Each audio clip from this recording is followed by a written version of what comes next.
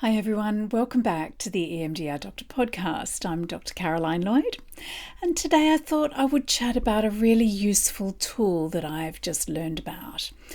A couple of weeks ago, I attended an ongoing education talk by our wonderful EMDRA, the EMDR Association of Australia, which is our peak body for EMDR in Australia. We had a full day of lectures, and it was really great to hear about some of the innovations that are happening in the field and some new research and some new ideas. And this particular one I found was really helpful, and I've been talking about it with some of my clients.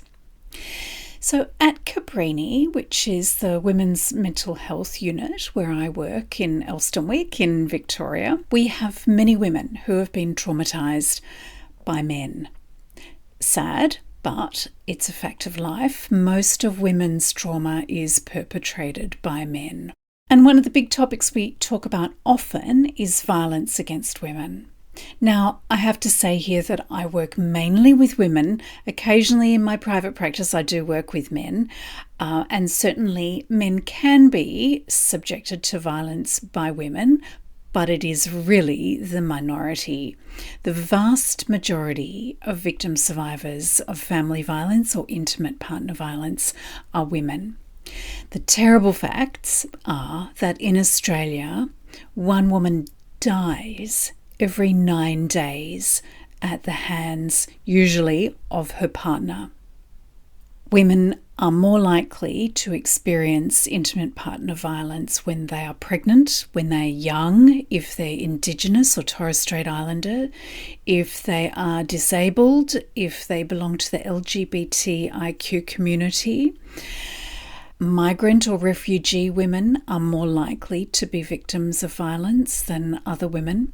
So a lot of the more marginalised women tend to be more prone to being victims of violence. So if a woman has experienced violence in the past, she is more likely to experience it in the future. And in my practice, I work really hard to help women understand the cycle of violence and how they can recognise the early signs and try and increase their sense of autonomy and self-esteem so that they can leave a violent relationship if they need to before it becomes impossible. And this tool I'm going to tell you about is really helpful in understanding the process and the progress of violence.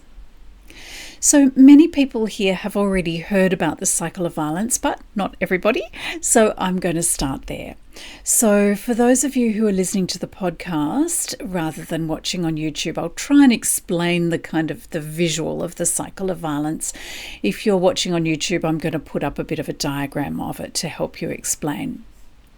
So if you're listening, just imagine a circle which at the top has the explosion and has arrows pointing around the circle to the different phases. So at the top of the circle we have the explosion, and this is pretty self-explanatory. So this is when the man loses control, the temper explodes, there is shouting, name-calling, insults, there's threats of violence, there's actual violence, hitting, pushing, kicking, holding the woman against the wall, strangling, throttling, etc. So this is the really obvious part. It's self-evident what violence is. And sometimes the police get called. Sometimes the woman goes to hospital if she's lucky. The woman's very frightened and scared and often hurt. The kids are petrified and there's chaos. So what happens after this? Usually overnight things calm down and then the second phase comes along. So usually the following day, the next part of the cycle is the regret and the remorse part. The man is filled with regret. He apologizes.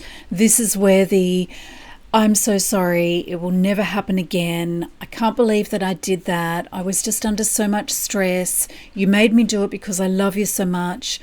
Please, please don't leave me.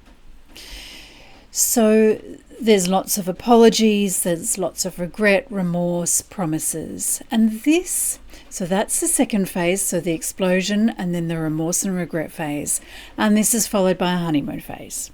So often there are presents, there's chocolates, there's flowers. He might wash the dishes, he might do some housework. Everything is just roses. He's proving himself to be the man of your dreams. We'll be together forever. I'll make you so happy. No one else can love you as much as I do. This feels very nice, and this validates the woman's decision to stay.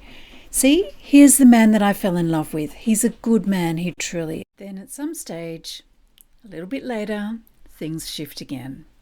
There is an increase in tension. Things might be difficult at work, or money might be tight. He gets edgy, irritable. She gets nervous.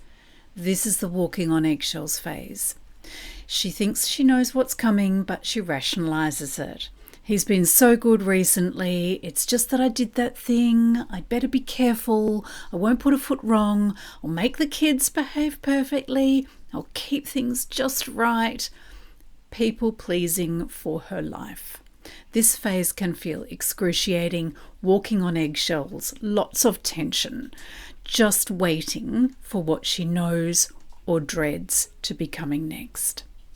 For some women, this phase is the worst. The build-up of tension can be excruciating. There's no escaping the coming violence. And then we get the explosion again. The rage, the violence, the injuries, and then that's followed by the regret, the remorse phase. I'm so sorry. Then there's the honeymoon phase. No one loves you like I do. The walking on eggshells phase, the build-up of tension, and then back to the explosion. Now, this cycle can happen really slowly, with an explosion maybe once a year, maybe at Christmas time, which is a common time of great tension for a lot of families. Or it can happen really, really rapidly. This cycle can be happening every day, or even worse, multiple times a day.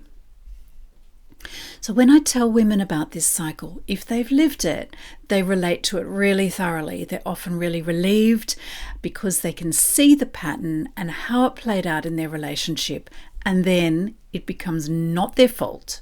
It's more understandable, and if they can understand it through this framework, then they can take that knowledge into the next relationship. They can recognize the warning signs and hopefully prevent it happening again. So the new information that I learned recently, a few weeks ago, was presented by a very clever psychologist called Anne Carrington, who talks about her model, which is the vortex of violence.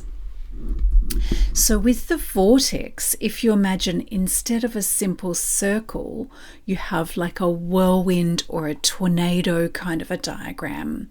The cycle of violence happens again and again like a tornado, and it sort of sucks everything in and it spins off the good things and it sucks in the bad things. So what the vortex of violence spins off is things like hope, finances, security, health.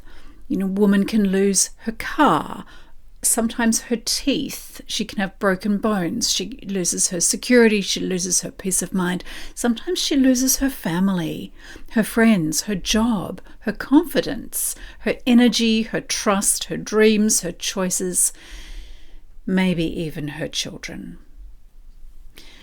And what the woman is left with at the center of the vortex is the fear, entrapment, helplessness, powerlessness, hurt, poverty, and she ends up a shell of herself and is less able to get out and be independent and free of the violence again. So this vortex of violence just is a great explanation of what that vortex sucks in and what it repels, what it expels from life. So if this is feeling very close to home for you, please reach out to your GP. You can call 1-800-RESPECT, 13YARN for Indigenous people. There's the Kids Helpline. There's the WIRE, which is the Women's Information and Referral Exchange. Or if you're in an emergency, please do call 000. And why am I talking about this as an EMDR practitioner? Well, firstly, all therapists should be educated about this. They should know what the cycle of violence is. They should know what the vortex of violence is. And we should be able to talk to our clients about it. We can help with supporting the exit from the relationship or recovery afterwards. And some EMDR therapists do work with men to help them reduce their anger and regain some control over their emotions and understand why they have previously felt the need to be violent. And they can really help to break that cycle and break that violent approach to relationships. And EMDR in particular can help with recovery in terms of regaining those things that were lost, the things that were spun off in the vortex of violence, and help rebuild that sense of self and capacity and confidence that's lost to the violence. And we might do that, like any trauma work, in taking the fear and the grief and the anger, the rage, the sadness out of those very difficult memories and helping build up the positive, build up the adaptive beliefs of I'm safe, I'm lovable, I'm strong, I have a right to protection, I can choose whom to trust. And this can help to future-proof women so that they feel more able to protect themselves and get out of any violent relationship and live a life of peace and calm, just like we all deserve. So I'd love to hear if any of this has resonated for you or if you found it helpful. Please do feel free to comment below if you're watching on YouTube, or if you're listening to the podcast, feel free to email me at admin@therapynest.com.au. Or if you'd like more resources, perhaps have a look in the show notes. I've listed a few things there that may be able to help. Or please reach out if you would like me to cover a particular topic in this podcast. I am also about to open up some spots in my week for consultation for EMDR practitioners. So if you happen to be an EMDR practitioner and would like to receive consultation with me, then please feel free to email me, admin@therapynest.com.au, and we can figure out a time to suit. All right, I hope that's been helpful. I will talk to you again next week. In the meantime, take good care. Bye for now.